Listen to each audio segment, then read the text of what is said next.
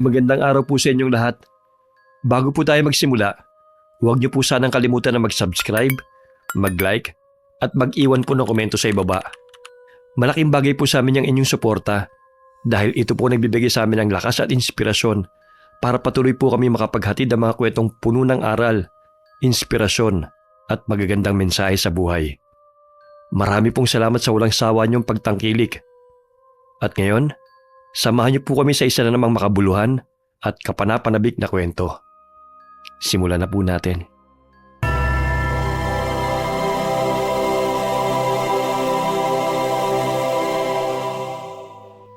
Ricky, anak, ito na ang baon mo.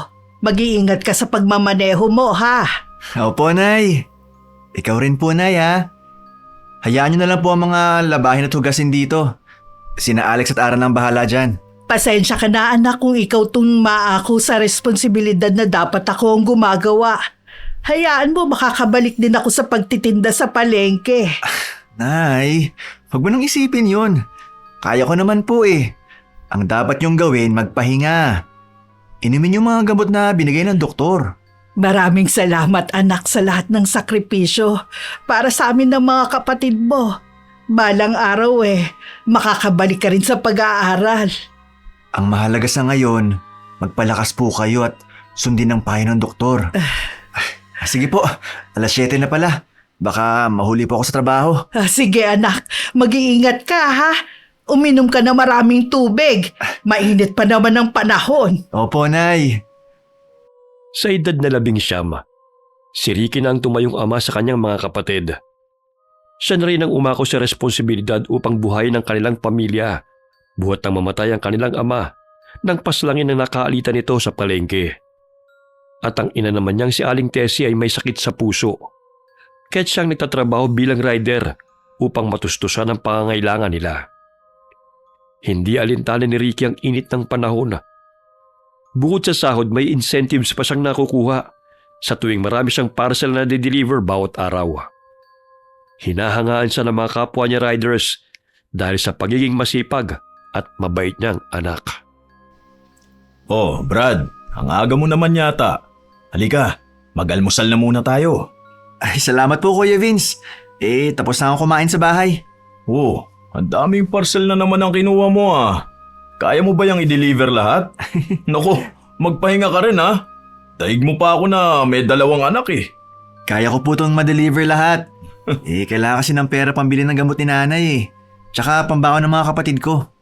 Balang araw, magbubunga rin ang lahat ng sakripisyo mo. Napakaswerte talaga ng nanay at ng mga kapatid mo sa'yo. Salamat, Kuya. Mauna na ako. Sige, mag-iingat ka sa pagmamaneho ha. Magdahan-dahan ka lang. Tumango ang binata bilang tugon sa lalaki. Si Vince ang naging malapit sa kanya dahil itinuturing na siya nitong nakababatang kapatid. Madalas siyang binibigyan nito ng ulam sapagkat nagmamay-ari ng karinderya ang asawa nito at dating suki ng kanyang ina sa palengke. Ang motorsiklo naman na ginagamit niya ay inaarkila niya ng 50 bawat araw sa kapitbahay nilang si Bing. Hapon, habang papauwi, may nakasalubong na nakamotor ang binata. 2 lalaki na hatang nakainom dahil amoy alak ang mga ito. Pinaharurot ng lalaki ang motorsiklo at huminto sa harapan ni Ricky. Dinuro-duro pa siya ng isang lalaki na walang suot na helmet at pinababa siya sa kanyang motorsiklo. Hindi alam ng binata kung anong nagawa niyang mali at pinagbabatukan siya ng 2 lalaki. Mabuti na lamang inakasuot siya ng helmet. Ilang sandali napadaan si Vince at inawat ang 2 lalaki na bumubulyaw at nananakit sa kaibigan. Hoy, tigilan niyo nga ang kaibigan ko ha. Baka gusto niyo ipakulong ko kayo. Aba matapang ka pa. Baka gusto mong ihampas ko sa mukha mo tong helmet ko. Tama na, Kuya. Hayaan niyo na po sila. Hindi pwedeng pabayaan na lang ang mga kagaya nilang mga luko-luko. Mga bastos at walang magawa kundi perwisyo lang sa mga taong naghahanap buhay ng marangal. Matalim pa silang tinitigan ng 2 lalaki nang pituhan sila ng traffic enforcer. Ilang sandali humarurot ang motorsiklo, sakay ang 2 lalaki upang tumakas.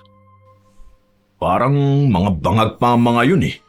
Sa susunod, huwag mo nga hayaan na sinasaktan ka ng mga lokong yon, ha? Tumawag ka kaagad ng tulong. Mamaya may mga baril pa sila.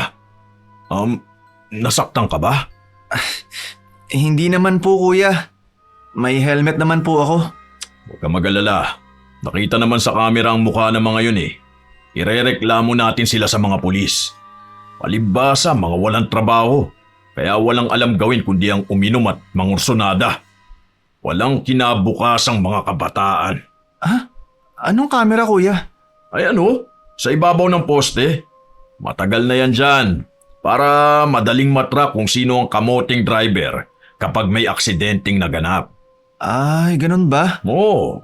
Sa tagal ko nagmamaneho, hindi ko alam na merong camera dyan.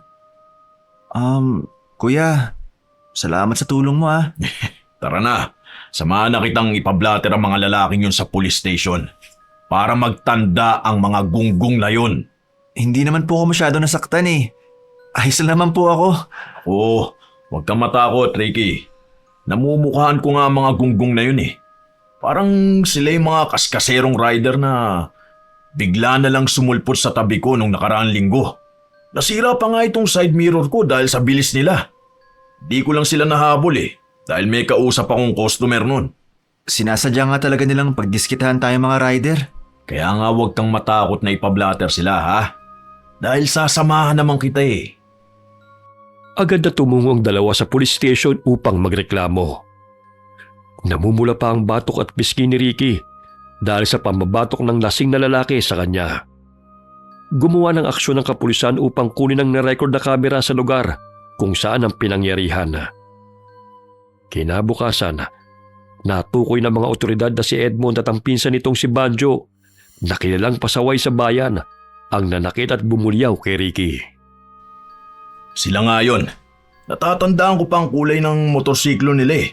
Mabuti nang ireklamo mga yan para makulong at mabigyan ng leksyon. Eh kuya, kahit makulong man sila, makakalaya naman sila kaagad eh. Tsaka, makakaabala pa po sa trabaho kong pabalik-balik dito sa police station. Lalo na't ako lang inaasahan sa amin. Ang importante, may record na sila. Para ang mga pulis mismo ang tutugi sa kanila. Tatawagan lang naman nila tayo kapag kinakailangan eh. Mukhang mga adik pa sila. Oo. Baka pag-initin nila ako dahil inireklamo ko sila sa mga pulis. Narinig mo naman siguro kanina ang sinabi ng isang pulis. Marami nang nagre-reklamo sa dalawang yun.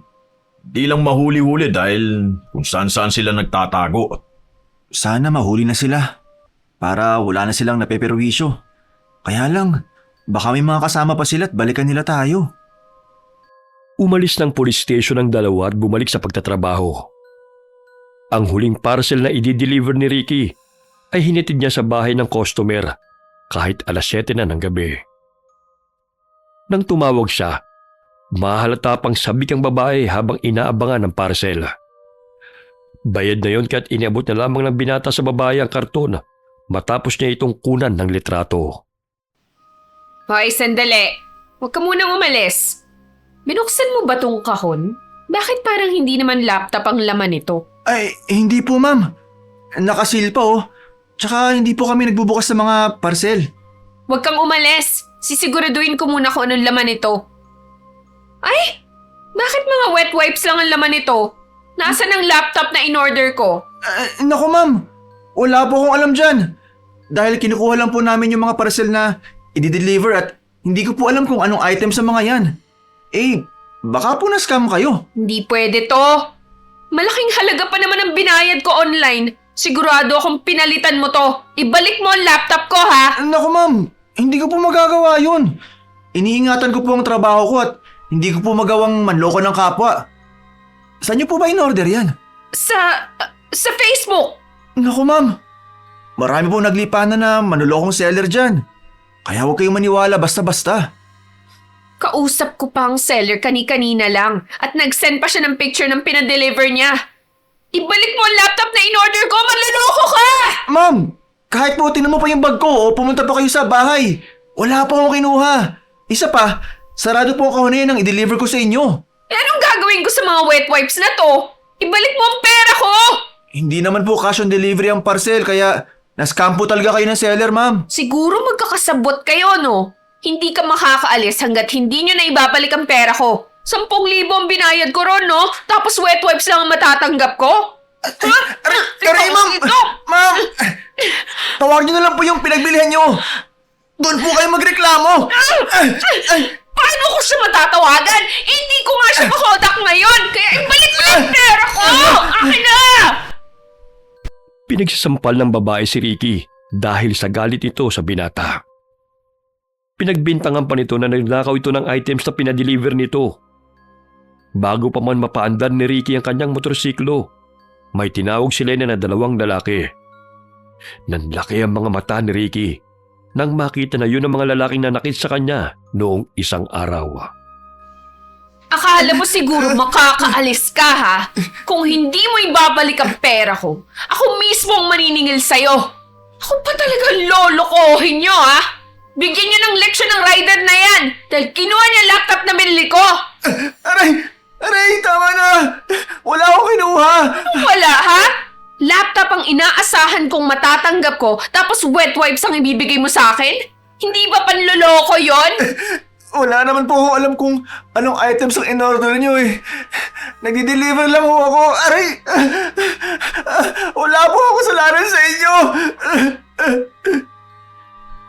Ilang sandali may dumaang mga residente at nakita ang pambubugbog kay Ricky. Kaya't dali-daling lumapit ang mga ito upang tulungan ang binata. Kumaripas ng takbo ang 2 lalaki. Maging si Lena ay agad na pumasok sa boarding house nito at iniwan ang binata sa labas ng gate. Aray!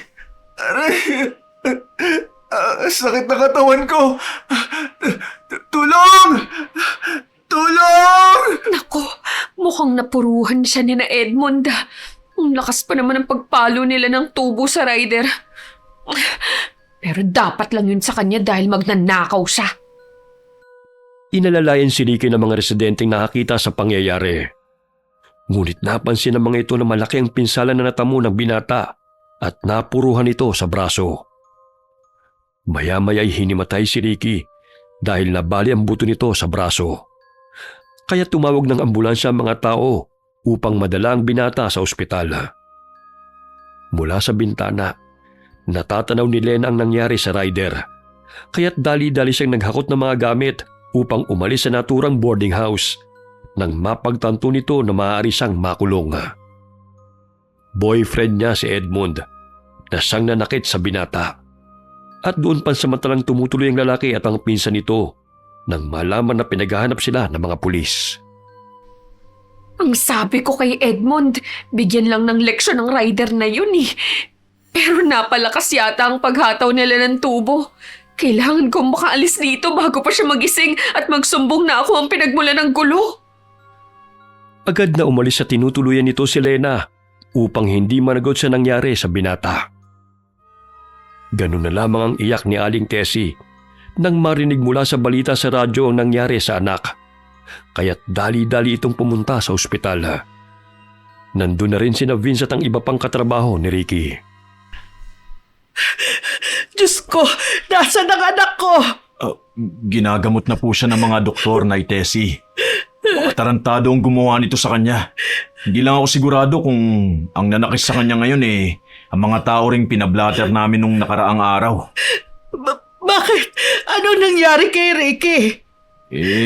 Pinagtripan siya ng mga tarantadong lalaki. Mabuti na nga lang nakadaan ako. Dahil kung hindi, baka kung ano na ang ginawa sa kanya. Diyos ko. Pero wala namang sinasabi si Ricky sa akin eh. Sa tuwing tatanungin ko siya, maayos naman daw ang trabaho niya. Hindi ko alam na tinitiis na pala niya ang lahat ng pananakit sa kanya ng ibang tao. Gumagawa na po ng hakbang ang mga pulis para matukoy kung sino ang nanakit sa kanya. Tsaka tutulong din po ang kumpanya sa gastusin ni Ricky dito sa ospital. Nag-ambag-ambag na rin po kami para makatulong po sa gastusin nyo habang nagbabantay sa kanya rito. Maraming salamat sa inyo, iho. Oo. Kailangan managot ang gumawa nito sa aking anak. Mga wala silang awa. Naghahanap buhay ng marangal ang anak ko tapos sasaktan lang nila. Kung hindi lang sana ako nagkasakit di sana hindi niyo sasapitin to. Huwag niyo na pong sisihin ang sarili niyo, Nay. Alam niyo bang napakasipag ni Ricky? Pinalaki niyo po siyang mabuti at mapagmahal na anak. Dahil kayo palagi ang iniisip niya.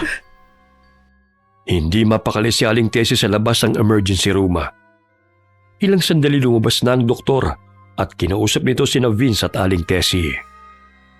Kinaumagahan, inilipat sa orthopedic ward si Ricky matapos natahiin ang malaking sugat nito sa noo at nilagyan ng bendang nabaling braso nito. Marami rin siyang gasa sa katawan dahil sa sugat na natamo. Nagkamalay na rin ang binata, ngunit hindi pa ito nakakapagsalita na maayos sapagkat sa tuwing nagsasalita siya ay sumasakit ang kanyang tagiliran at sumasakit pa ang kanyang katawan sa tuwing siya'y kumikilos. Nanay, pasensya na po kayo. Huwag ka na muna magsalita, anak. Alam ko na ang nangyari.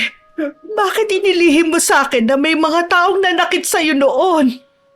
Mamaya, makikibalita ako sa mga pulis kung may update na sila tungkol sa mga taong nanakit kay Ricky. Kailangan nilang managot dahil muntik na nilang mapatay ang anak ko. Bago umuwi ng bahay, dumaan muna si Vince sa police station. Sa tulong ng kamera na inilagay sa poste, pinakita sa kanya ng pulis na nag-deliver pa umano si Ricky sa isang boarding house. Nakita nila na kinausap pa nito ang isang babae at natukoy ng mga otoridad si Lena. Maya-maya'y nagalit ito at itinapon pa ang wet wipe sa kawawang rider bago dumating ang dalawang lalaki na nambugbog kay Ricky. Madilim ngunit nakilala ni Vince ang dalawang lalaki na sina Edmond at Banjo. Kinabukasan, muling bumisita si Vince sa ospital at sinabi kina Aling Tessie at Ricky ang kanyang nalaman. Mga walang hiya talaga ang mga lalaking yun. Sila pa rin ang bumugbog kay Ricky. Nagkataon na kakilala sila ng babaeng customer. Tsaka ang babae ang naunang nanakit kay Ricky. At bakit naman nila sinaktan ang anak ko? Malalaman lang ho natin kung makakausap na ng maayos si Ricky. Sa ngayon, pinaghahanap na po ng mga pulis ang tatlong yon. May litrato ka ba nila, iho? Gusto ko silang makilala para kung makasalubong ko sila, may sumbong ko sila agad sa mga pulis. Oo. Ito po sila, Nay. Pwede bang ilagay na lang yan sa papel? Hindi kasi kung marunong gumamit ng cellphone, iho para matandaan ko ang mga pagmumukha nila. Sige po. Ipapaprint ko lang sa baba. Siya nga pala, Nay. Ito pong pagkain. Pinagluto na kayo ng asawa ko para daw hindi na kayo bumili ng tanghalian yung mamaya. Wala ka bang trabaho, iho? Masyadong nakakaabala na kami sa iyo. Hindi ho. Day off ko po ngayon. Isa pa, hindi naman kayo iba sa akin eh. O sige, Nay. Ipapaprint ko lang muna itong mga litrato para maibigay ko na sa'yo. Hinahaplos ni Aling Tessie ang buhok ng anak habang tinatanaw palabas ng ward si Vince. Malaki ang pasasalamat nila dahil nagmamalasakit ito sa kanila kahit hindi nila kaano-ano. Gusto mo bang kumain, anak? May aros kaldo rito, tsaka adobong manok at kanin. Susubuan na lang kita. Ako na lang po, Nay. Kaya ko naman po. Susubuan na kita. Mabigat pa naman yung braso mo. Matatagalan pa bago tanggalin ang benda. Nabali ang buto mo, anak. Mabuti na lang at hindi nabasag ang bungo mo. Hindi ko sila mapapatawad sa ginawa nilang ito sa'yo. Nay, makakasama po sa'yo magpuyat. Umuwi na po kayo at magpahinga. Mamayang hapon na lang, anak. Pupunta rin naman dito si Alex Wala naman siyang pasok bukas at siya na muna ang magbabantay sa'yo mamayang gabi. Ang sabi naman ng doktor, kapag natapos ang mga laboratory mo at lumabas ang mga resulta, maaari ka na rin magpahinga sa bahay. Hinilig ni Ricky ang ulo nito sa ina upang magpasalamat. Kahit na may iniinda rin itong sakit, ay hindi siya nito pinabayaan at ito pa ang nagbantay sa kanya sa ospital.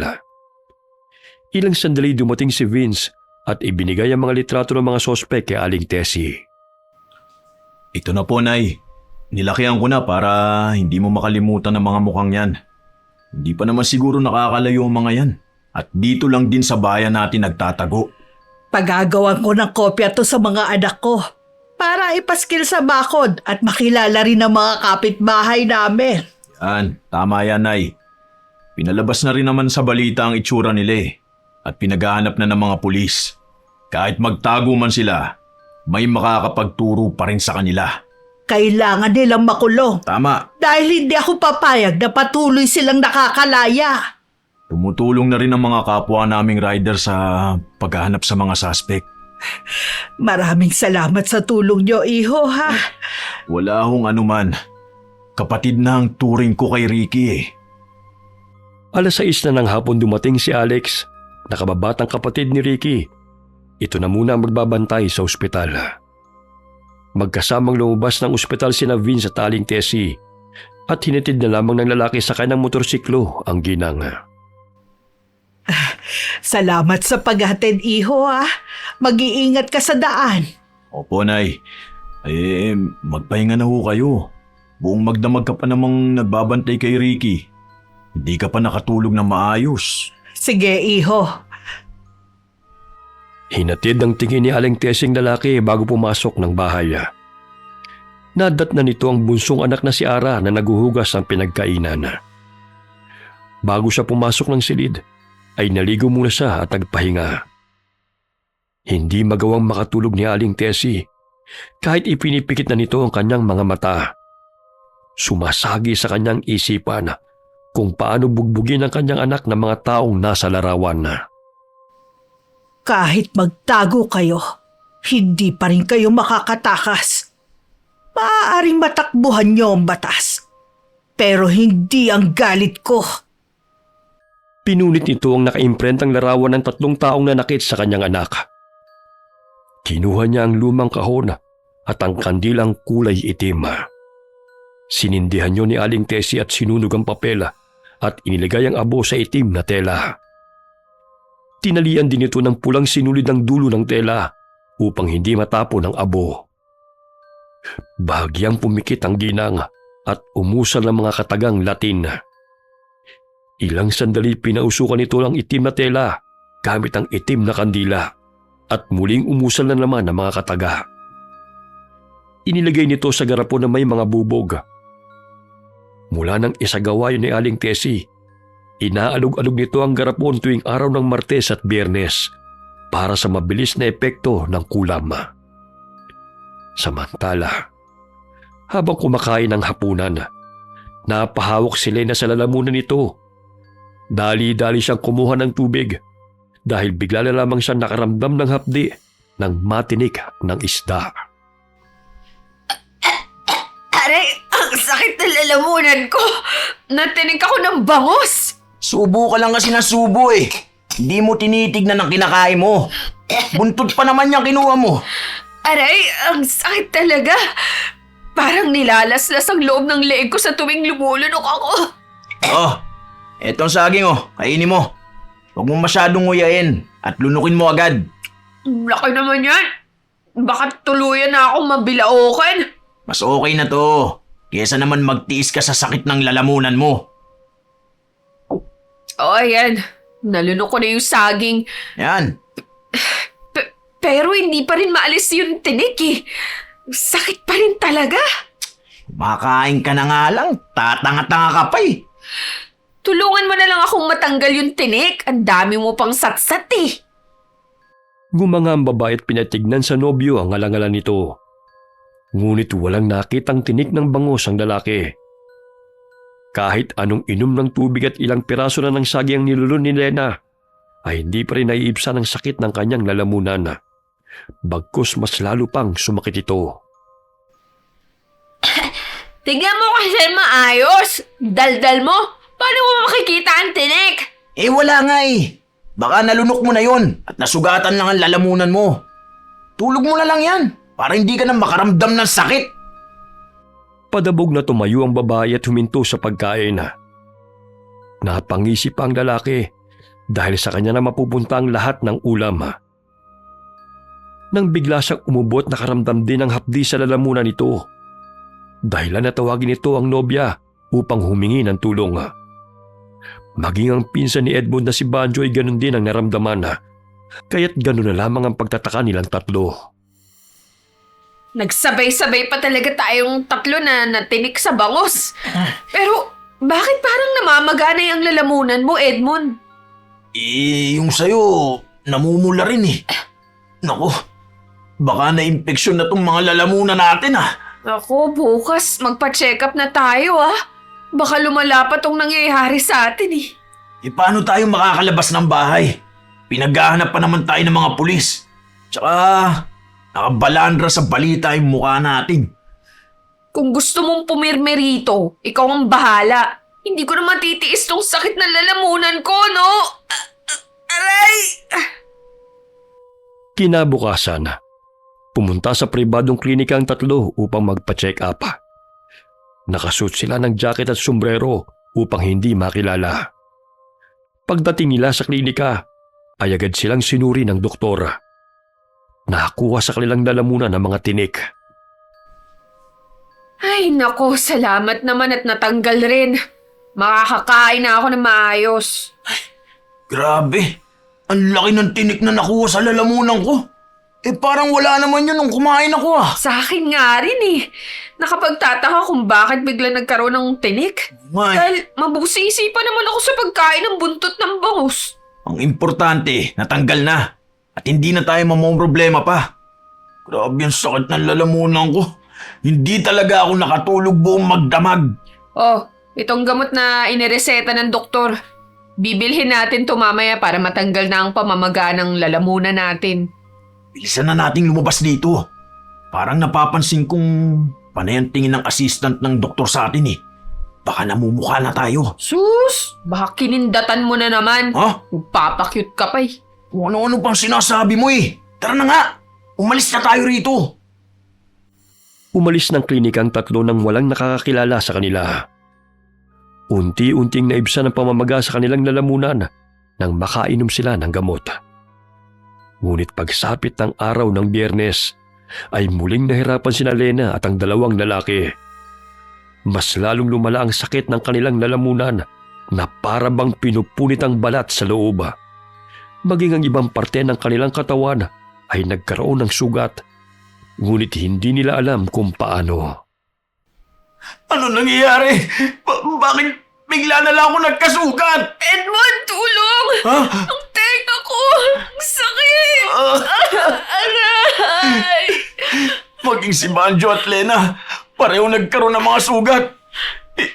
Hindi kaya kinukulam kaming tatlo? Edmund, ang sakit ng tenga ko! Pati yung mga mata ko ang hapdi! Parang may matatalim na bagay na bumabaon sa balat ko! Tulong! Nagbibitak-bitak ang bibig ni Lena, maging ang dila nito. Hanggang sa mahirapan ito makapagsalita dahil sa sakit. Umiiyak na lamang ito sa sulok at pilit na hinahakbang ang mga papalabas ng kwarto. Ilang sandali naramdaman nilang malakas na ihip ng hangin. Nabasag ang malaking salamin na nakadikit sa kabinet at bumaon yun sa mukha ni Banjo dahil malapit doon ang lalaki. Ano nangyayari? Baka may nakatirang bulto dito sa bahay na inuupahan natin kaya tayo nagkakaganito. Naku, si Banjo, ang mukha niya, napuno ng basag na bubog. Lena, halika na. Lumabas na tayo rito. Humingi na tayo ng tulong sa mga tao. Edmund! Hindi ko mabuksan yung pinto! Paano mabubuksan yan? Nakalak at kailangan ng susi. Ayaw nga pala. Nasa na susi? Nandun sa ibabaw ng mesa. Sandali at kukunin ko. Teka. Parang may itim na anino na umaaligid sa bahay na to. Hindi kaya may nakatirang ang multo rito. Lumilipad yung mga baso. Edmund! Umilag ka! Aray! Lena! Tulong! Nanginig ang buong katawan ng babae nang makita na bigla na lamang nabasag ang baso at ang mga bubog ay bumaon sa mukha ng nobyo. Ganun na lamang ang takot nito dahil napuno ng pulang likido ang mukha ni Edmond habang gumagapang pa ito papalapit sa kanya. Lena! Tulong! Parang hindi ko na kaya! Ayun na ang mga baso. Papalapit na sa akin. Kailangan ko makalabas dito dahil siguradong ako na ang pupuntiryahin niya. Wala nang malay si Banjo at Edmond at ako na lang ang natitira. Kinuha ni Lena ang susi sa kamay ni Edmond at pagapang na tumungo sa pintuan. Nanginginig ang kanyang mga kamay na pinasok ang susi sa seradora ng pinto hanggang sa bumukas yun. Ngunit nandilat ang kanyang mga mata nang makitang may aninong humarang sa kanyang harapan. Kaya't bigla siyang bumagsak sa sahig at bumuo ng mga bubog sa braso nito. Tulong! Tulungan niyo ako! Pakiusap! Huwag mo ako saktan! Wala naman akong kasalanan sa'yo eh! Ngunit napansin ni Lena na biglang naglaho ang aninong humarang sa kanyang harapan. Kaya't dali-dali siyang lumabas ng bahay. Ngunit gano'n lamang ang gulat nito nang bigla siyang hilahing muli papasok ng bahay nang pwersang humawak sa kanya at malakas siyang binalibag sa mesa kung saan nagkalat ang mga basag na baso. Tumulo ang mga likido sa mukha ni Lena kasabay nun ay ang pagpatak ng kanyang mga luha. Ilang sandali dumating ang mga tao na nakarinig sa huling sigaw ng babae. Tumambal sa paningin ng mga ito ang nakakagimbal na sinapit ng dalawang lalaki at ni Lena sa loob ng inuupahan nilang bahay. Umiiyak pa si Lena at nag-aagaw buhay nang dumating ang ambulansya. Ilang sandali nawalan din ito ng buhay, katulad ng dalawa nitong kasamahan. Ibinalita sa radyo nangyari sa 3 salarin na bumugbog kay Ricky. Maging si Vince ay hindi makapaniwala na nangyari yun sa kanila. Brad, grabe yung nangyari sa babae at 2 lalaki na nambugbog sa'yo. Alam mo bang patay na sila? Talaga? Oo. Bakit? Ano nangyari sa kanila? Hindi pa alam ng mga otoridad kung ano ang eksaktong kaganapan eh. Pero marami nagsasabi na ang kanilang tinutuluyan, pinamumugaran ng multo at pinaglaruan daw sila. Kaya yun, patay sila. Hindi man sila nakulong, pero ang mga multo ang naghigante para sa'yo. Buti nga sa kanila. Hindi na dapat pamarisan ng mga katulad nilang masasamang tao. Ay, salamat naman at nabawasan ang mga siraulo. Tahimik lamang na nakikinig si Aling Tessie habang nag-uusap ang dalawa. Bumuntong hininga siya at tipid na ngumiti kay Vince bago niya ito inalok ng kape. Iho, gusto mo bang ipagtimpla kita ng kape? O kung gusto mo may tsokolate rito. Ay, hindi na po, Nay. Napansin ko po parang naging masigla po kayo ngayon Dahil nakapagpahinga naman ako kahit papano. Ah, Tsaka kaya na rin bumangon ni Ricky at pumunta ng banyo ng mag-isa. Sa Sabado, makakalabas na raw si Ricky, sabi ng doktor. Babalik na lang daw siya rito sa ospital para sa follow-up check-up niya. matagal-tagal pa bago matanggal ang semento sa braso mo, Brad. Ang importante, gumagaling ka na. Samantalang yung mga taong bumugbog sa'yo, patay na. Kahit saan man sila magtago, sisingilin pa rin sila ng karma. Kahit hindi man sila nanagot sa batas, sa ibang paraan pa rin sila nagbayad. Mas mabilis pa nga ang karma kesa sa mga pulis. Natawa na lamang ang ginang sa sinabi ni Vince. Lingid sa kaalaman ng lahat na si Aling Tessing may kagagawan sa pagkamatay ng mga taong nanakit sa kanyang anak. Ginawa nito ang kulam sa pamamagitan ng orasyon ng mahiwagang ganti. Isang paraan na natutunan nito mula sa namayapa nitong ina na nagmula sa pamilya ng mga mangkukulam. Wakas. Okay, sana po nagustuhan niyo ang kwento namin ngayon. Shout out po tayo kay na Ate Auring, Ne, Minda, Faye, Ruth, Leslie at Poging J ng Amira Boxes Handicrafts mula kay Marco Nanyes.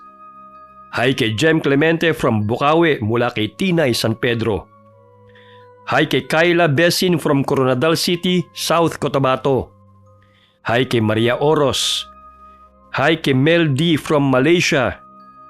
Hi kay Elizabeth Dunca from Texas, USA. Hi kay Charlotte Gonzalez from Cyprus. Shoutout kina Billy Ray, Jenny May, at kay Ray Buendia. Greetings coming from Lucy Buendia from Nueva Ecija. Shoutout kina Joey Garcia Peñas from Kawayan Negros Occidental. Greetings coming from Gina Andraque Peñas. Shoutout kina Joan Poblete, Rukia, Angel at kay Mama Nilda Poblete from Naawan, Misamis Oriental. Greetings coming from Lovely Lopez. Hi kay Jessica Sobremonte from QC. Alright, kung nagustuhan niyo po ang kwento namin ngayon, sana po huwag niyong kalimutan na mag-subscribe, mag-like at mag-comment. Huwag niyo rin po sanang kalimutan na suportahan ang bagong channel po ni Miss Gwen, ang Gwen Stories. Ganon din po kay Kuya Louie Horror Stories na special guest po natin ngayon. Malaking tulong po ang inyong suporta para magpatuloy po ang aming mga channels. Muli po, marami pong salamat sa inyong lahat and God bless all of you. Umaako sa responsibilidad na dapat... Sinasadya nga talaga nilang... Baka pag-initin nila ako dahil... Kahit po tinanpong Bigyan niyo ng leksyon ng driver! Sorry. Pero napakalakas yata ng paghataw nila ng tubo. Sorry. Pero napalakas yata ang paghataw nila ng tubo. Kailangan ko Sorry. Tubo. Bibili natin ito mamaya para matanggal na ang pagmamaga ng lalamunan natin. Sorry.